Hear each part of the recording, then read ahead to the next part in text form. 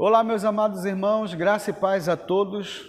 Para quem ainda não me conhece, eu me chamo Paulo Neves, pastor na Assembleia de Deus em Belém do Pará, e hoje nós estamos aqui para dar início a mais uma lição da nossa Escola Bíblica Dominical. Sejam todos bem-vindos à nossa sala de aula da EBD Inovadora. Antes de nós iniciarmos a nossa lição, eu queria mandar um abraço aí caloroso na paz do Senhor Jesus a todos os nossos irmãos que estão inscritos no nosso canal, que estão nos seguindo, acompanhando toda semana a nossa aula no canal da EBD Inovadora. Os nossos irmãos de Belém do Pará, os nossos irmãos de Manaus, São Paulo, Macapá, Rio Branco, São José dos Campos, Rio de Janeiro, Marituba, Teresina, Piauí, e o nosso muito obrigado a todos os nossos irmãos, tá bom? Sejam todos bem-vindos então e vamos lá dar início aí a mais uma lição dessa lição abençoada desse trimestre que nós estamos estudando o livro de Marcos. Então esteja conosco até o final nesse vídeo, Deus abençoe, com certeza Deus hoje tem algo muito especial para nós. Fique então aí com o pastor Evandro, pastor Evandro e o professor Abraão, que estarão ministrando a aula de hoje. Graça e paz a todos. Estamos aqui novamente em mais uma EBD Inovadora, na nossa pré-aula. Eu me chamo Evandro, sou pastor auxiliar, Evandro Teixeira, sou pastor auxiliar na congregação Monte Sião. E nós estaremos estudando a lição de número 11, que tem como assunto da lição Marcos 14, traição e prisão do servo. O texto áureo diz assim: dizia, Abba Pai, tudo te é possível, passa de mim este cálice, contudo não seja o que eu quero, e sim o que tu queres. Marcos capítulo 14, verso 36. A verdade prática diz assim: o cristão fiel diariamente sacrifica a própria vontade em prol da vontade de Deus. Hoje nós vamos estudar o capítulo 14 do Evangelho segundo Marcos. Nós estamos estudando ao longo desse trimestre esse Evangelho e o capítulo 14 é o assunto hoje da nossa lição. Nós temos 3 objetivos na nossa lição. O primeiro objetivo é adorar de forma prática, servindo a Jesus na pessoa do próximo. O segundo objetivo é testemunhar a eficácia da nova aliança que nos deu salvação. O terceiro objetivo é testemunhar diariamente que somos discípulos de Jesus. Então, vamos juntos para podermos estudar o capítulo 14.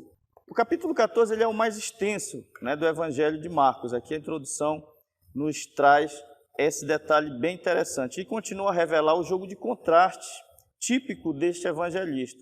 Ele instiga o leitor a se posicionar diante de Jesus em adoração ou traição.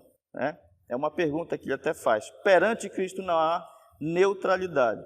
A gente também vai tratar sobre assuntos exclusivos do evangelista, do Evangelho segundo Marcos, entre os quais um jovem anônimo que deixa sua capa ou lençol para trás, correndo desnudo. É interessante esse detalhe porque só Marcos registra esse fato interessante nesses detalhes que são importantes para que a gente possa compreender mais essa forma de ver o Evangelho segundo Marcos. No primeiro ponto, a gente vai falar sobre a adoração.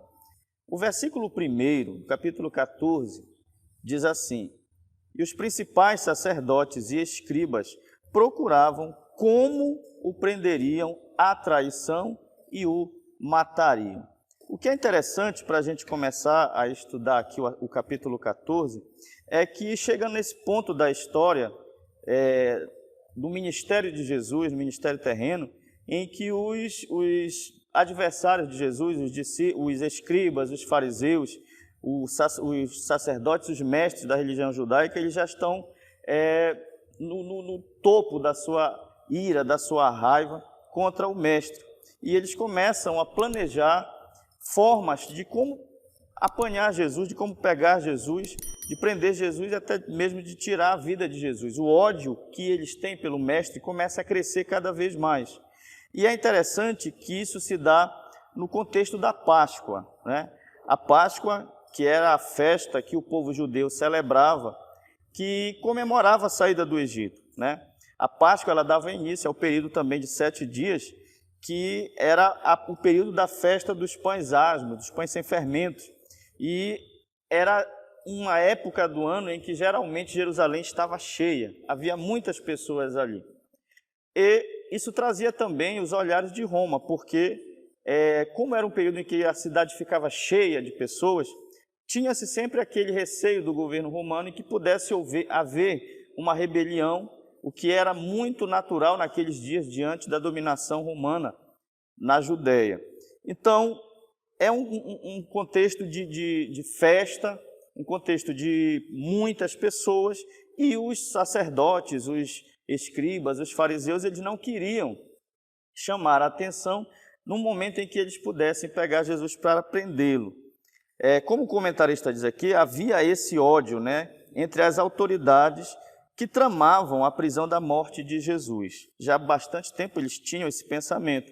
E o que é interessante aqui é que o sumo sacerdote na época era Caifás, José Caifás. E Caifás é uma das pessoas, um dos personagens interessantes nessa trama, porque ele foi um sumo sacerdote que passou por muito tempo exercendo o sumo sacerdócio, até muito mais do que os sacerdotes, os sumos sacerdotes, comumente faziam. Caifás ele exerceu o sacerdócio por muitos anos, de 18 a 37, mais ou menos, na época de Cristo. Ele foi nomeado, o que é interessante é que ele foi nomeado por Valério Grato, que era o procurador romano na Judéia naqueles dias. O que a gente pode perceber aqui é que, de uma certa forma, por meio de corrupção, Caifás ele exerce esse domínio, vamos dizer assim, na religiosidade judaica. Ele era um dos adversários de Jesus, um dos que tinham esse sentimento de ódio e o desejo de ver Jesus morto. Essa aqui é a realidade. Como a gente vê aqui, né, adiante, a menção de Marcos aos principais sacerdotes e escribas no verso 1. E também o que a gente vê na exposição de Mateus, que os anciãos do povo também integravam esse complô. Lá em Mateus, a gente vê, lá no capítulo 26, no versículo 3, a gente percebe que eram as lideranças judaicas que queriam a morte de Jesus, os líderes religiosos judaicos. Ora, os principais dos sacerdotes, dentre os quais Caifás, os escribas, os anciãos do povo, o que a gente conhece hoje, nos dias de hoje, por Sinédrio. O Sinédrio, que era esse tribunal que julgava as causas dos judeus na sua religião, mas também em outras áreas da vida social dos judeus. Os romanos permitiram que o Sinédrio exercesse esse poder de julgar até determinado ponto da sociedade judaica naqueles dias.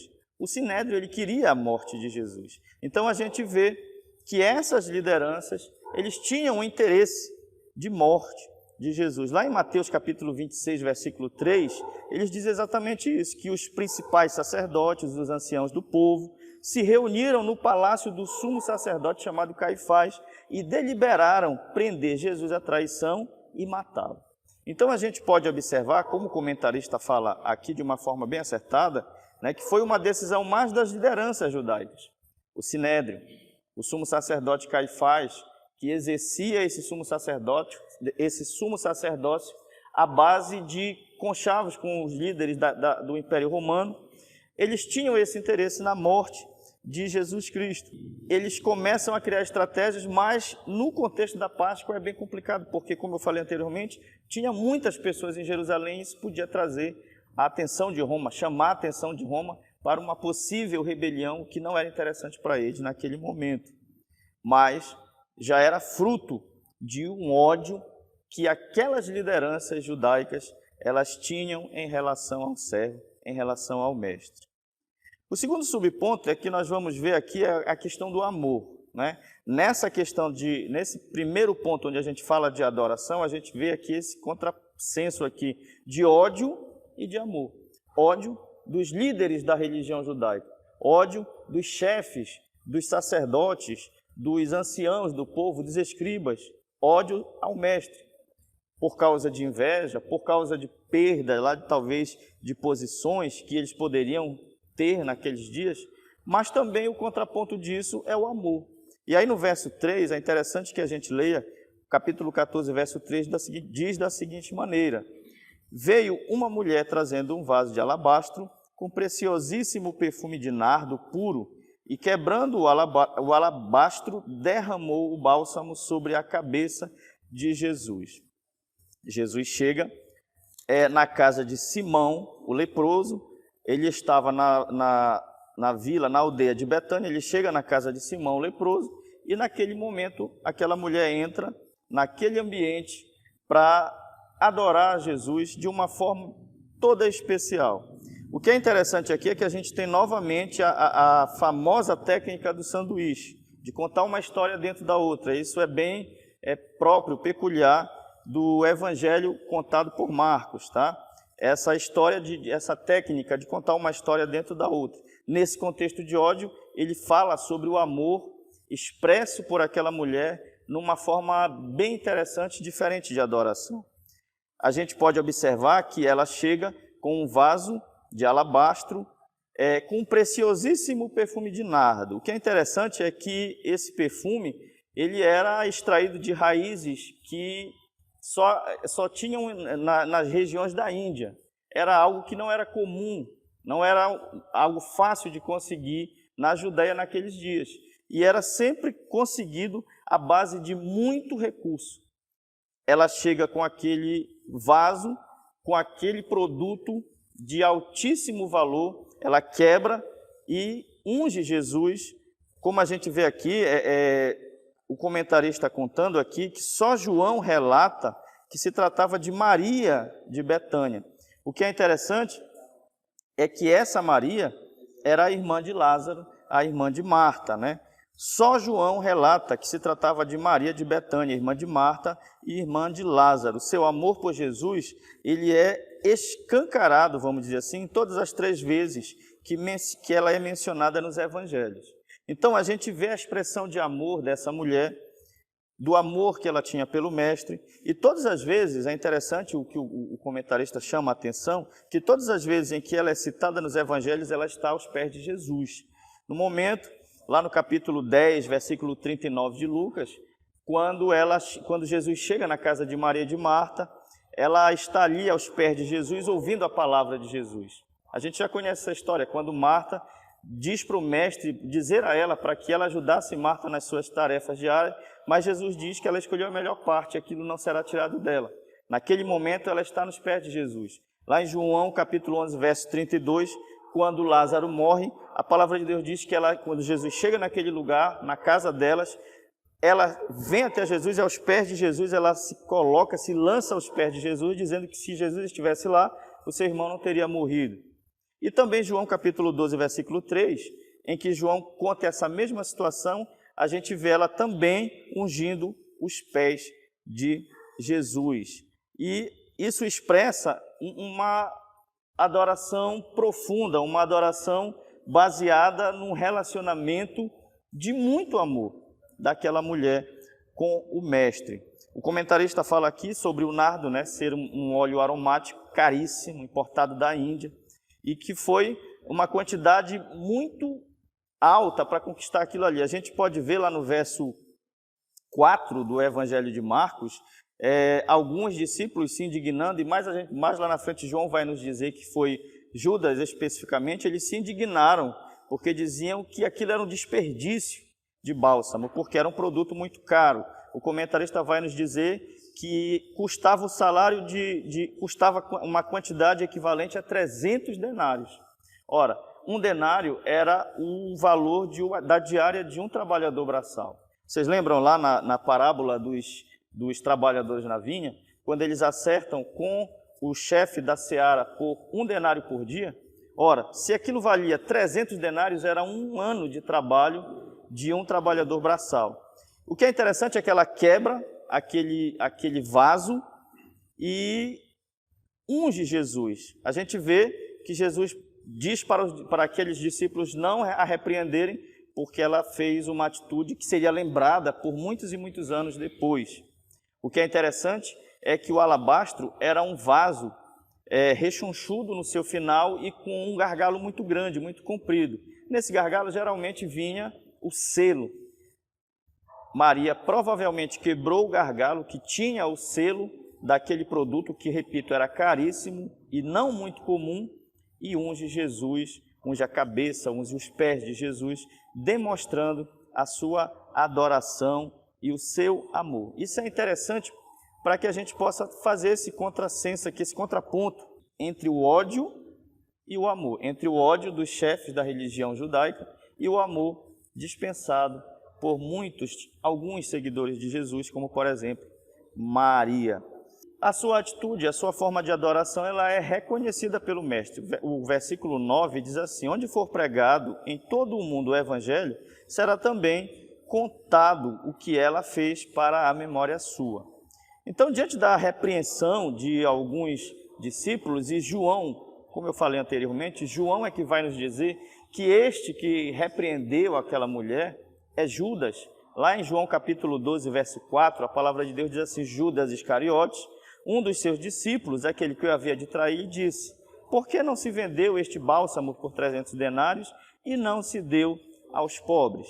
Então, João vai nos mostrar que é Judas que está repreendendo a atitude daquela mulher, mas Jesus diz que onde for pregado este evangelho, também será contado o que ela fez para memória sua. Marcos capítulo 14, versículo 9. Ou seja, o gesto de Maria gera escândalo, gera murmuração, tendo tido sido como desperdício, mas Jesus, ele de uma forma amorosa, ele aceita a adoração daquela mulher. Maria reconhece o valor incomparável de Jesus, ao contrário do jovem rico, por exemplo, que não quis se desfazer das suas riquezas para seguir o Mestre. E ao contrário até do próprio Judas Iscariotes, que, segundo a palavra de Deus, não tinha esse amor tanto por Jesus assim. Para Judas Iscariotes, porém, Jesus não tinha valor assim, não tinha tanto valor assim. Então, esse primeiro ponto a gente viu essa atitude de ódio dos líderes da religião judaica, dos mestres, dos chefes da religião judaica naqueles dias, o amor de algumas pessoas que adoravam Jesus ao extremo, como por exemplo essa mulher, e o reconhecimento de Jesus, a atitude de adoração dessa mulher simples, que fez muito, que demonstrou esse amor de uma forma ao extremo, porque era uma quantidade muito grande para poder adquirir aqueles produtos de tão longe, e ela não teve problema nenhum de ungir Jesus e de demonstrar o seu amor, fruto de uma comunhão, de uma adoração de um servo fiel. No segundo ponto, a gente vai falar sobre traição. Primeiro ponto, a gente falou sobre adoração, e no segundo ponto, vamos falar sobre traição. O primeiro subponto é traição em meio à comunhão. O que é interessante aqui é que esse jogo de palavras ele é bem interessante. O primeiro subponto fala de traição em meio à comunhão, o segundo subponto fala comunhão em meio à traição. A atitude de Jesus, dos discípulos em relação a Jesus, e as atitudes de Jesus em relação aos discípulos. Nesse primeiro subponto, traição em meio à comunhão. Marcos capítulo 14, verso 18 fala assim: o que come comigo me trairá. Primeira parte do verso. O que a gente pode observar aqui é que Jesus depois ele anuncia que seria traído por alguns dos seus discípulos, por alguns do seu círculo mais próximo, segundo o verso 10, e Marcos narra os preparativos para o cenário familiar. O que a gente pode observar aqui no capítulo 14, no versículo 18, é que os discípulos vão preparar a Páscoa. Jesus ordena que alguns deles vão preparar a Páscoa. Jesus comissiona uma dupla de discípulos para entrarem na vila, procurarem um homem que estaria carregando um cântaro de água, demonstrando isso a sua presciência, Um homem carregando um cântaro de água, algo incomum para aquela época, como diz o nosso comentarista, porque geralmente eram as mulheres que faziam isso. E naquela casa, os discípulos deveriam entrar ali naquele lugar para que fosse feita a ceia da Páscoa.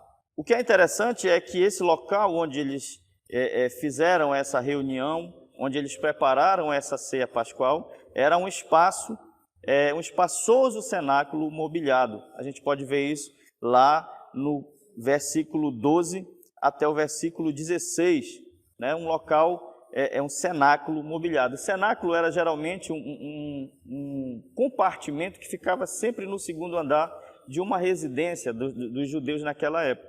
Geralmente era um local onde eles faziam as suas refeições. Cenáculo é uma palavra que não tem no original, é uma palavra latina, né? Ela vem da palavra cenáculo. E essa palavra ela vem da raiz cena, que significa ceia ou jantar.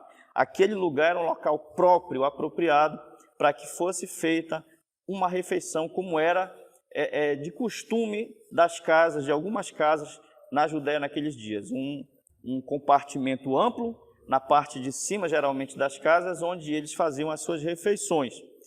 E era interessante o que seria feito ali, né? Como a gente está observando desde o primeiro ponto, era a festa da Páscoa e também a festa dos pães sem fermentos, um ambiente bem festivo. E Jesus vai fazer a sua ceia com os seus discípulos, trazendo esse clima de comunhão em meio a traições, né? Porque, como a gente vai observar mais lá na frente, não foi somente Judas que traiu Jesus.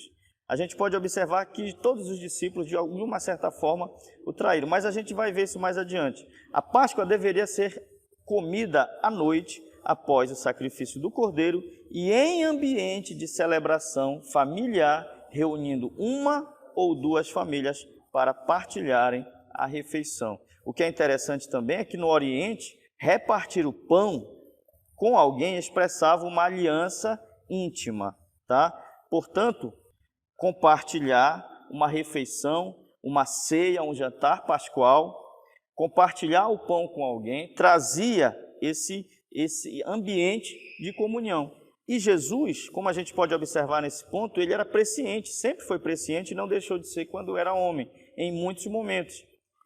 A prova disso é que ele diz, olha, vão à cidade, vai sair um homem com um cântaro na mão, vocês vão entrar na casa dele e etc. Ou seja, Jesus demonstrava a sua presciência. Então ele sabia que ele seria traído. Jesus sabia perfeitamente que ele seria traído. Jesus sabia perfeitamente que ele seria abandonado, mas mesmo assim, Jesus ele não deixou de manter esse ambiente de comunhão, mesmo sabendo que ele seria traído, tá? O que é interessante é que lá em Mateus, no capítulo 26, verso 14, a palavra de Deus diz assim, um dos 12, chamado Judas Iscariotes, foi ter com os principais sacerdotes e disse, quem me quereis dar? E eu vou-lo entregarei. E eles pesaram 30 moedas de prata, e desde então ele buscava oportunidade para o entregar. Observe, Jesus está trazendo os discípulos para junto de si, numa festa de Páscoa, para ter a ceia pascual, dividindo o pão, e Judas é que procura os principais dos sacerdotes e oferece os seus serviços para poder entregar a Jesus. O que é que vocês vão me dar se eu vou entregar? E eles pesaram 30 moedas de prata. João capítulo 13, versículo 25 diz assim, aquele discípulo, recostando-se assim ao peito de Jesus, perguntou-lhe, Senhor, quem é? E Jesus respondeu, aquele a quem eu der o pedaço de pão molhado. Tendo, pois, molhado um bocado de pão, deu a Judas, filho de Simão, o Iscariote. E o que é interessante em João 13, 27, é que diz que logo após o bocado entrou Satanás nele e disse-lhe, pois Jesus, o que fazes, faze-o depressa. Ou seja, Jesus sabia que Judas o iria trair. Jesus sabia que os seus discípulos o iam abandonar. Jesus sabia que Pedro o negaria. Jesus sabia de tudo isso, mas mesmo assim, ele traz os seus discípulos para esse ambiente de comunhão. É interessante essa forma de Jesus tratar até mesmo aquelas pessoas que o iriam abandonar, que o iriam trair. Lá o Salmo 41, verso 9, diz assim, olha, até o meu próprio amigo íntimo, em quem eu tanto confiava e que comia do meu pão, levantou contra mim o seu calcanhar. Um salmo messiânico, Salmo 41, em que prefigura esse momento de Jesus, o momento em que ele é traído, o momento em que ele é abandonado pelos seus próprios companheiros. No subponto 2, a gente vai falar de comunhão em meio à traição. A gente viu aqui traição em meio à comunhão, E no subponto 2, comunhão em meio à traição. O verso 23 diz assim: tomai, isto é, o meu corpo. Mesmo sabendo que havia um traidor entre os seus discípulos, que ao final todos o abandonariam, Jesus prossegue com a sua missão de amor, a missão de salvar o mundo, né? Porque Deus amou o mundo de tal maneira que deu o seu Filho unigênito para que todo aquele que nele crê não pereça, mas tenha a vida eterna. Então, nesse momento, Jesus institui a ceia do Senhor, tá? Que foi a refeição pascual naquele dia. Ele dá um novo simbolismo ao pão e ao vinho, e Jesus não pretende romper os laços, como diz o comentarista. Antes, ele deseja estreitar comunhão com os discípulos. Jesus entrega a sua vida, não pelos justos, mas pelos doentes e pelos pecadores. Aqui no versículo 23 do capítulo 14, é que ele diz assim, ó: tomou Jesus um cálice, tendo dado graças, deu aos seus discípulos e todos beberam dele. Jesus serve seus discípulos com o vinho, Jesus também serve com o pão. Verso 22, enquanto comiam, tomou Jesus um pão e abençoando-o, partiu, ele lhes deu, dizendo: tomai, isto é o meu corpo, que é partido por vós. O que é interessante aqui, e que o comentarista chama a atenção, é importante a gente trazer isso para a nossa reflexão, é que a palavra aqui grega para corpo não é sarx, né? Carne. Não, a palavra aqui é soma, ou seja, o corpo ou o ser de uma forma integral. Sarx a gente encontra lá em Gálatas capítulo 5, verso 19, quando Paulo fala das obras da carne. Ali ele usa, o grego ali é sarx, mas aqui a palavra é soma. O corpo que Jesus entrega não é somente seu corpo físico, é todo o seu ser que ele está entregando pelos seus discípulos, por todos nós, indicando que Jesus soma o corpo, ou seja, indicando que Jesus está falando de si mesmo como uma dádiva total e sem reservas. O que é interessante aqui a gente observar, que Jesus não foi um mártir. Um mártir, ele morre por uma causa, mas ele não se entrega. Jesus não, ele se entregou. E o comentarista traz essas referências aqui, Gálatas 1,4, que diz assim: o qual se deu a si mesmo por nossos pecados, para nos livrar do presente século mal, segundo a vontade de nosso Deus e Pai. Ele usa também Tito, capítulo 2, verso 14, quando o apóstolo diz assim, sobre Jesus: o que se deu a si mesmo por nós, para nos remir de toda a iniquidade e purificar para si um povo todo seu, zeloso de boas obras. Ou seja, Jesus se entregou. Ele se entregou. Ele não fez nada que tivesse fora da sua capacidade de poder mudar a situação. Ele fez isso para demonstrar o quanto ele nos amava e para cumprir o plano divino. Já a referência ao cálice com o meu sangue remete à sua própria vida, tá? A gente sabe que lá em Levítico, capítulo 17, verso 11, diz que a vida da carne está no sangue, pelo que vos tenho dado sobre o altar para fazer expiação pelas vossas almas, porquanto é o sangue que faz expiação em virtude da vida. Ou seja, a vida está no sangue. O que Jesus está fazendo é que ele está derramando a sua própria vida pelos nossos pecados, em favor de muitos, como diz o verso 23 e o verso 24. Quanto a afirmar que ali é uma nova aliança, quanto a afirmada nova aliança, lá no verso 24, significa que através da obra da cruz, Jesus derramaria o seu sangue precioso para a remissão dos nossos pecados, assumindo-se como o verdadeiro Cordeiro Pascual. Jesus é esse Cordeiro, né? O Cordeiro da antiga aliança, ele era o tipo, Jesus é um antítipo desse Cordeiro que se entrega no lugar de outra pessoa. Tanto é que João Batista falou lá em João capítulo 1, verso 29, que ele é o Cordeiro de Deus que tira o pecado do mundo. Paulo, falando em 1 Coríntios capítulo 5, verso 7, fala que ele é o nosso Cordeiro Pascual. E Pedro, lá em 1 Pedro 1,19, diz que ele é o Cordeiro Imaculado. E Jesus é a prefiguração desse Cordeiro que morre no lugar de um pecador. Só que ele é perfeito, tá? Assim, Jesus, imolado de uma vez por todas, substituiria o modelo sacrificial anterior, baseado no derramar reiterado de sangue de animais e cuja eficácia, frente ao pecado, era apenas provisória e parcial, tá?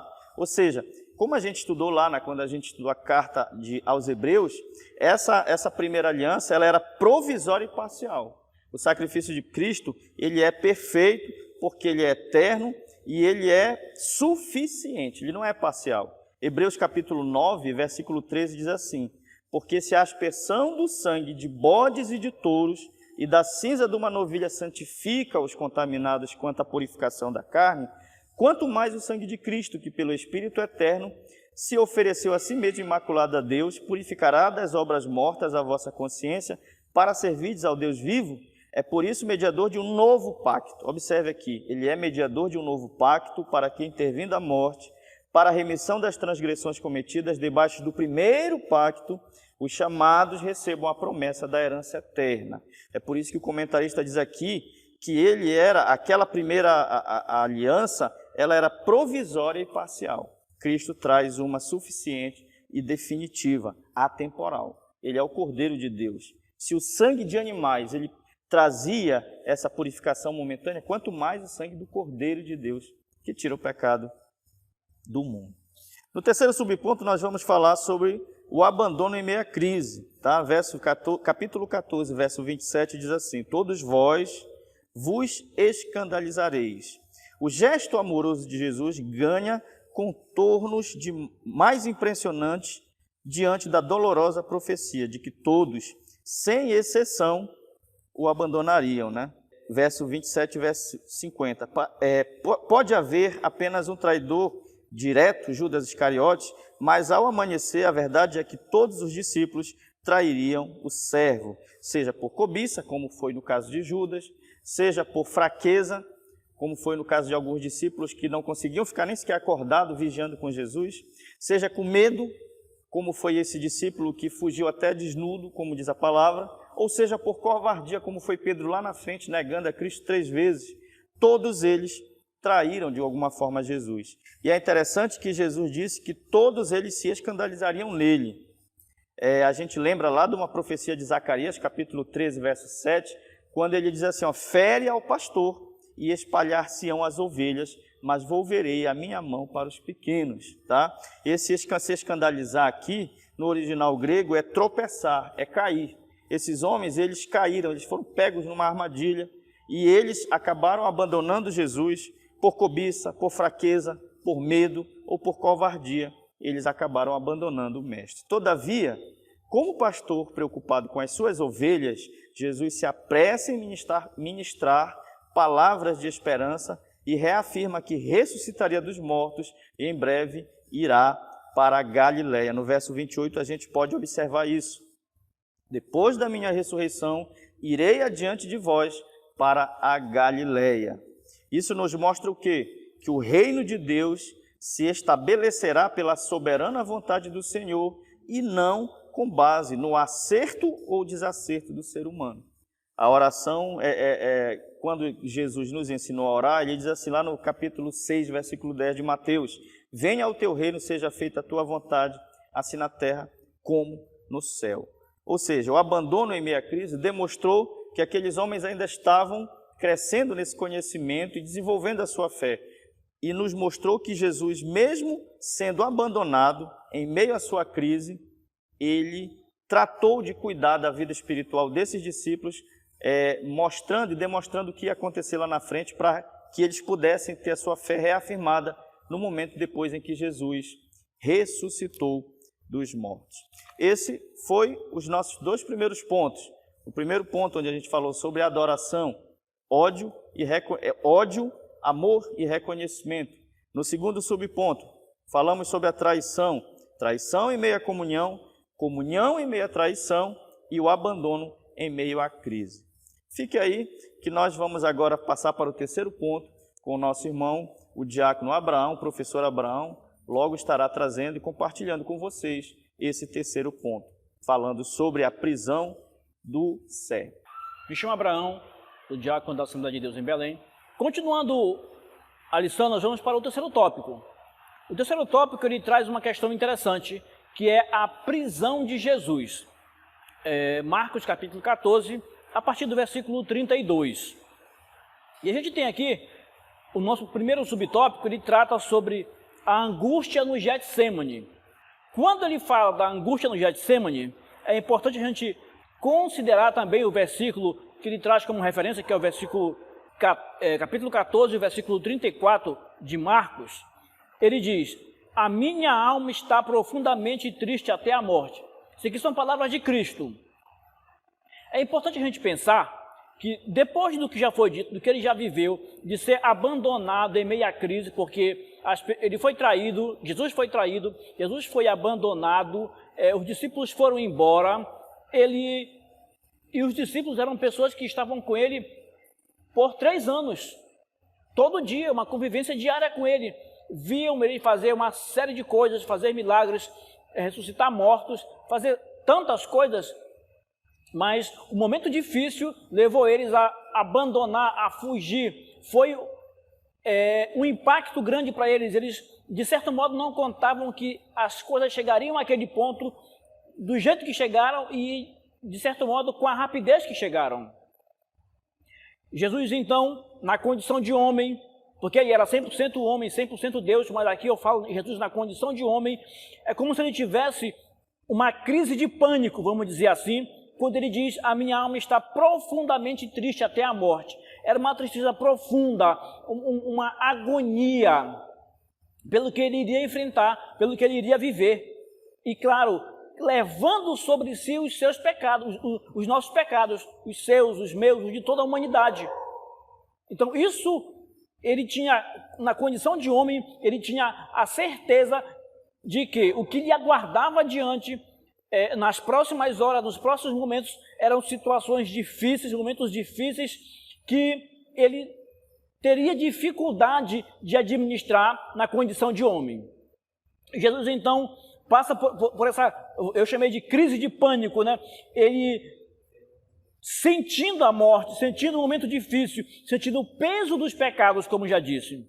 O comentarista da lição usa o termo alma prensada. Ele diz que ali onde ele estava, naquele local, no Getsêmani, naquele jardim, ele teve sua alma prensada, ele viveu intensa agonia, porque ainda iria acontecer uma sequência de coisas, todas eram coisas que estavam previstas no plano de Deus.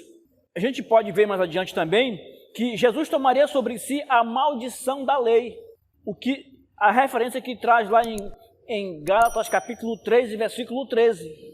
Ele se faria pecador, ele se faria maldito, ele tomaria sobre si a maldição da lei e, por consequência mais apavorante, ele experimentaria o tenebroso vazio da total separação de Deus. Isso para ele foi muito impactante, ele sentir a separação de Deus, sentir-se literalmente abandonado por Deus, abandonado pelos discípulos, pelos seus companheiros de caminhada, de pregação do evangelho, de anunciação do reino. Eram as pessoas com quem ele convivia todo dia. E Jesus, então, vai fazer uma oração. E aqui a gente tem aqui também a gente tem um ponto interessante para observar. Jesus vai orar. Jesus chama 3 discípulos que eram muito próximos dele e ele sai para orar para um lugar mais afastado.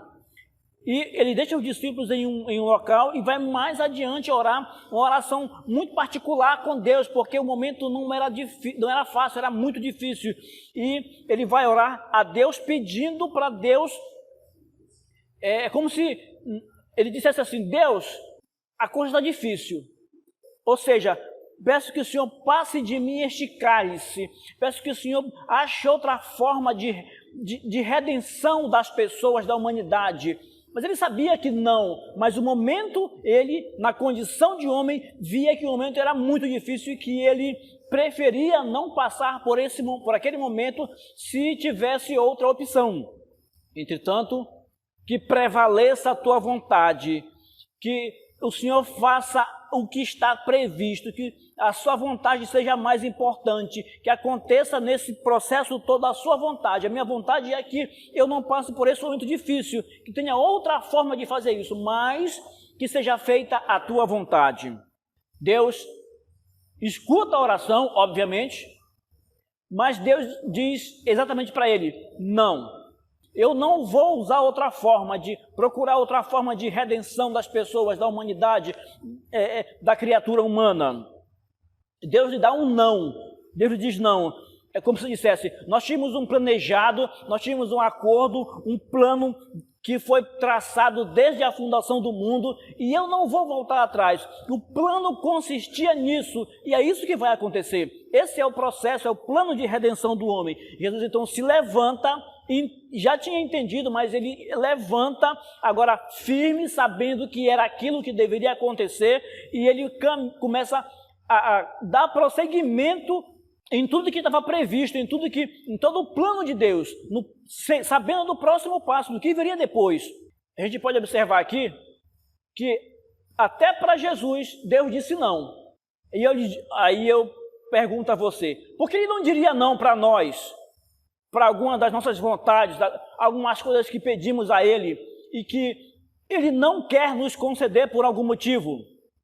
É importante a gente parar para observar. Às vezes queremos alguma coisa, pedimos alguma coisa, achamos que estamos certos, até pedimos alguma coisa que está relacionada com o plano de Deus, com a obra de Deus, melhor dizendo, mas Deus, para aquele momento, Deus acha que não é a melhor forma, que não é a melhor saída, que não é o momento para aquilo, e Ele nem sempre nos responde, nem sempre responde a nossa oração, a sua oração do jeito que você quer, nem sempre responde a minha oração do jeito que eu quero. Ele responde do jeito que precisa ser respondido, mas de acordo com os planos dele, com aquilo que ele tem para nós, com aquilo que ele pensa para nós.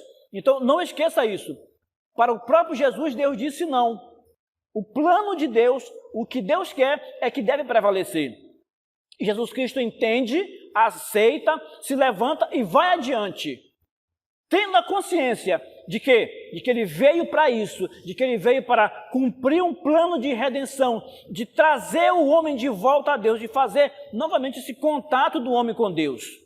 O nosso próximo passo, ou melhor, nosso próximo subtópico é o 2, e ele trata sobre o beijo de Judas e o jovem desnudo. A referência é Marcos capítulo 14, versículos do 45 ao 52. No versículo 45 a gente tem a seguinte escritura: e logo que chegou, aproximando-se, disse-lhe, mestre, e o beijou. Está falando de quem? Está falando de Judas. Porque lá na ceia, já foi visto antes, quando Jesus Cristo estava na celebração, digamos assim, da Páscoa, lá naquele local, naquele cenáculo, naquele momento, lugar de reunião, na casa da pessoa onde ele mandou os discípulos procurar, e que alguém estaria lá carregando um cântaro, naquela casa ali onde foi feita a Páscoa, e que ele transforma aquela Páscoa em ceia, institui ali o ato da ceia, que chamamos de Santa Ceia, que inclui pão e vinho. Neste momento, Judas já sai para executar a sua parte no plano de salvação, que era trair Jesus, que era vender Jesus. Eu esperava que Jesus Cristo tivesse uma ação política, uma ação de tomada de poder, porque eles não queriam estar, obviamente, sob o domínio de Roma. Como Jesus Cristo não se manifesta assim, de certo modo também Judas junta uma coisa com outra e resolve pressionar Jesus dessa forma, porque talvez pensando que colocando Jesus Cristo numa situação difícil de ser preso, talvez ele usasse seu poder a favor daquilo que ele pensava, e Judas poderia tirar um certo proveito disso, de acordo com as suas convicções, as suas intenções. Mas não foi assim que aconteceu, porque o reino de Deus, o reino que Cristo anunciava, era de outra forma, era de transformação das pessoas, de mudança de vidas, não um reino político, um reino que viesse tomar o poder pela força ou coisa parecida. Então Judas traz Jesus, de certo modo, vendendo ele por 30 moedas, e ele fez um acordo: aquele que ao chegar e beijar, esse é o Cristo, e esse vocês podem prender. Porque muitos deles não conheciam exatamente quem era Jesus, e era noite, então a situação ficava mais difícil ainda para esse reconhecimento. Então ele chega, beija Jesus, e observa o seguinte: poderia ser só um simples beijo, Judas chegar e beijar Jesus e simplesmente isso. Não, mas o texto trata de uma forma diferente. Judas o beijou com uma certa, de um modo um tanto caloroso, de um modo diferenciado, como que sendo uma zombaria, como que sendo uma forma cínica de beijar Jesus. Satanás possuiu Judas, Satanás entrou em Judas. A gente pode observar aqui, nem sempre Satanás possui as pessoas, vamos dizer assim, entra nas pessoas fazendo estardalhaço, fazendo gritaria ou coisa do tipo. Ele pode ser muito tranquilo, muito estratégico. Às vezes a pessoa pode estar sendo possuída por Satanás, por demônios, mas está comportada e agir de forma dissimulada, de forma que não dá para perceber, a grosso modo, que ele está sendo direcionado por alguém, por um ser diferente. Judas já estava possuído por Satanás e chegou lá, beijou Jesus e de acordo com o texto original, de forma cínica, de forma zombeteira, beijando ele de forma calorosa. E dessa forma as pessoas chegaram e prenderam Jesus. E Jesus nos diz assim: tu me traz com um beijo. Muitos dos discípulos nem entenderam, ou os discípulos nem chegaram a entender direito, porque a situação era um pouco apavorante, ali um pouco agoniante, uma guarda chegando, prisão de Jesus, e eles também poderiam ser presos. Então alguns saíram, outros se esconderam por perto, outros fugiram mesmo. Tanto que um desses jovens, uma dessas pessoas, eles identificaram e dizer: esse deve ser um deles, e está no meio também. Tentaram agarrar e ele foge sem a roupa, porque a roupa fica nas mãos das pessoas, deve ter rasgado, e ele foge sem roupa, sai correndo pelas ruas de Jerusalém sem roupa. Há uma situação, uma possibilidade, há quem diga que se tratava do próprio Marcos, que escreveu o livro de Marcos, mas são só situações, conjecturas, não dá para afirmar com certeza se era o próprio Marcos. Uma coisa que pouco se fala, mas que é importante a gente observar: o sofrimento emocional de Cristo. Pouco se fala sobre isso, pouco se prega sobre isso. O sofrimento emocional dele, decorrente da traição de Judas. Quem era Judas? Era alguém que estava com ele todo dia, era alguém que operou milagres, alguém que ressuscitou mortos, porque Judas fazia parte dos 12 apóstolos. Os 12 apóstolos saíram para fazer esse trabalho de curar doentes, leprosos, aleijados, ressuscitar mortos, fazer tudo que Jesus Cristo fazia. Judas era um dos 12, então ele estava no meio também de fazer essas coisas, mas isso não foi suficiente para que ele entendesse a verdade do reino, para que ele mudasse o seu comportamento.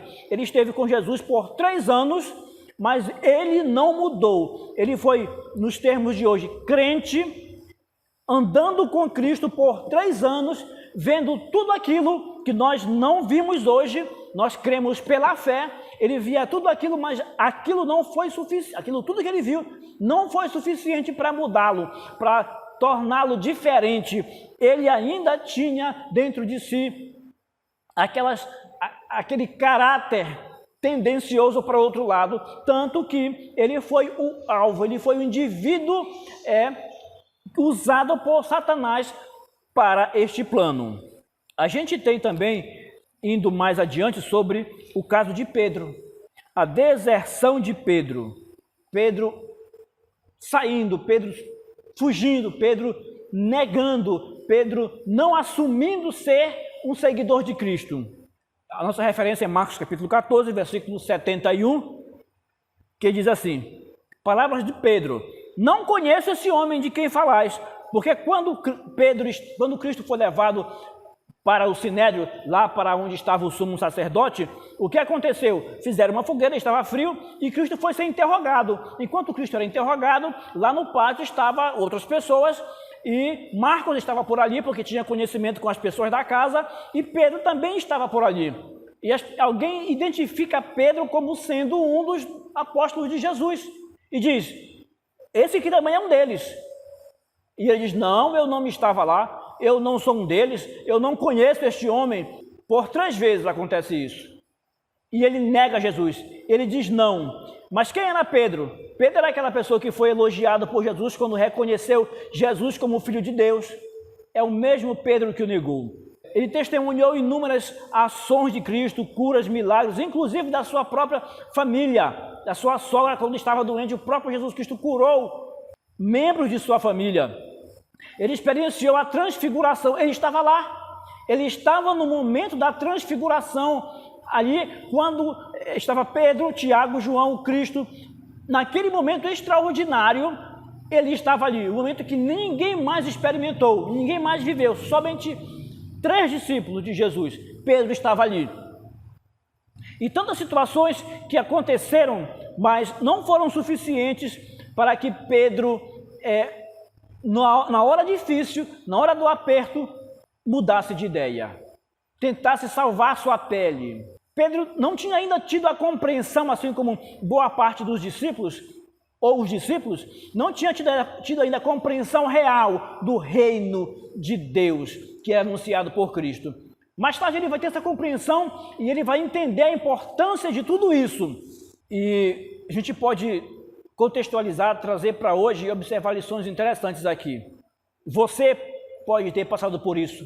Nós podemos viver grandes experiências com Cristo, mas isso não nos garante, isso não serve como garantia absoluta do nosso comportamento, que nós vamos nos comportar, de como nós vamos nos comportar na hora difícil, na hora de uma perseguição, na hora de uma frustração, na hora de uma dor muito grande, na hora de uma perda. Como vamos nos comportar? Como vamos reagir? Será que vamos chegar com Cristo e eu não quero mais essa vida de cristã, essa vida de evangelho, essa vida de ser crente. Deus, não quero mais isso, porque o Senhor não me atendeu, porque eu passei por uma situação difícil e não vi a sua mão me protegendo. O Senhor não me livrou da situação difícil, o Senhor deixou que eu vivesse ela e eu não queria viver ela, porque me ensinaram que o crente não passa por problemas e tantas outras situações. Pedro chegou nesse ponto de, na hora do aperto, ele dizer: não, a minha pele é mais interessante, a minha vida é mais interessante, o contexto do mundo no qual eu vivo é mais interessante, e servir a Cristo já não é tão interessante, porque está me levando a uma condição constrangedora, está me levando a uma situação difícil, a uma situação que eu me sinto abandonado, que eu me sinto sem saída. Eu posso ter prejuízo, eu posso perder a minha vida, eu posso perder a minha liberdade, eu posso perder tantas coisas que eu prezo tanto, e a pressão toda em cima de Pedro leva ele a dizer: eu não conheço, eu não sei quem é, eu não faço parte desse grupo, eu não sou crente, eu não sou cristão, eu não ando nesse caminho que esse pessoal anda. Você já se deparou com uma situação dessa? Pode ter se deparado, talvez não tenha ainda se deparado, mas você poderá se deparar. E aí é preciso você estar convicto. Eu e você precisamos estar convictos daquilo que somos, daquilo que queremos, para onde vamos, de onde viemos, o que é mais importante em nossa vida, quanto vale a nossa vida, quanto vale o sacrifício de Cristo para nós, quanto vale a morte de Cristo para nós, quanto vale o plano de salvação, o quanto valorizamos o plano de salvação, mas primeiro, o quanto entendemos sobre esse plano de salvação, o quanto temos consciência do que ele é para nós. De acordo com o comentarista, ele diz: pode ter um Judas em cada um de nós, um traidor de Cristo em cada um de nós, um traidor do reino em cada um de nós. O Judas, do qual falamos, ele traiu Jesus, mas não se arrependeu. Ele chorou, mas foi remorso, foi um choro de remorso e não de arrependimento. Outra coisa que é importante a gente observar é que, assim como pode ter um Judas em cada um de nós, é preciso ter um Pedro em cada um de nós. Como assim? Porque Pedro também negou Jesus, Pedro também, de certo modo, traiu Jesus. Ele não se enquadrou na situação do simples choro de remorso, ele teve choro de arrependimento. A Bíblia diz que ele chorou amargamente, mas ele se arrependeu de tudo aquilo. Depois tem João narra um encontro extraordinário de Jesus com Pedro, lá no capítulo 20. E esse encontro vai explicar, vai mudar, vai fazer Pedro refletir e pensar em tantas coisas que vai mostrar o seu real arrependimento, mudança de comportamento, mudança de vida, mudança de procedimento e entender realmente o plano de Deus, entender realmente o que era a vida com Cristo, ou melhor, começar a entender, a viver, a andar em um caminho com mais consciência do que estava fazendo, consciência de estar na igreja, trazendo para nós, contextualizando, consciência de por que vou ao domingo à noite à igreja, por que vou ao domingo pela manhã, por que vou quarta-feira, sexta-feira ou qualquer outro dia, o que vou fazer lá, por que me levanto a mão e digo que sou cristão. Isso passou a acontecer depois que Pedro teve um encontro real, verdadeiro com Cristo. A nossa aplicação pessoal traz o seguinte: em momentos decisivos, o melhor a fazer é prostrar-se aos pés do Pai em oração, na busca de força e sabedoria. Foi exatamente o que Cristo viveu. Momentos decisivos, continuar com o processo do plano de salvação, continuar com sabendo, com tudo aquilo, sabendo que ia ser preso, ia sofrer muito, porque ele tinha noção do que ia acontecer com ele. Num momento decisivo, o que ele fez? Ele foi prostrar-se, ele foi junto ao Pai, ele foi orar, impulsionado a orar, viu necessidade de orar, de buscar força, de buscar sabedoria. Como é que eu faço? Como é que eu me direciono? Deus, o que é que eu faço? Se tem uma segunda opção, se tiver uma segunda opção, executa aí. Deus diz, não tem segunda opção, é o que nós já tínhamos tratado desde a fundação do mundo, é isso que vai ser, esse é o plano de redenção. Então, ele foi buscar força e sabedoria para o momento que ele ia viver, que ele estava prestes a viver com mais intensidade.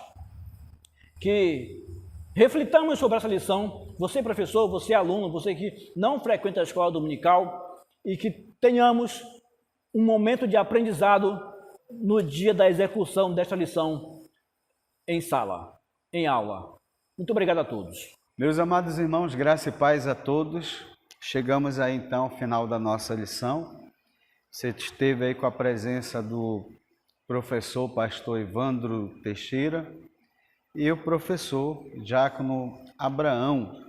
Então essa foi a nossa lição de hoje. E eu quero pedir para você que ainda não é inscrito no nosso canal, que se inscreva. Você estará nos ajudando a alcançar um número maior de professores, de alunos da Escola Bíblica Dominical. Então nos ajude, não perca esse momento, essa oportunidade. Você que acompanhou o nosso vídeo, que esteve conosco, aproveite esse momento para se inscrever no nosso canal, você não paga nada.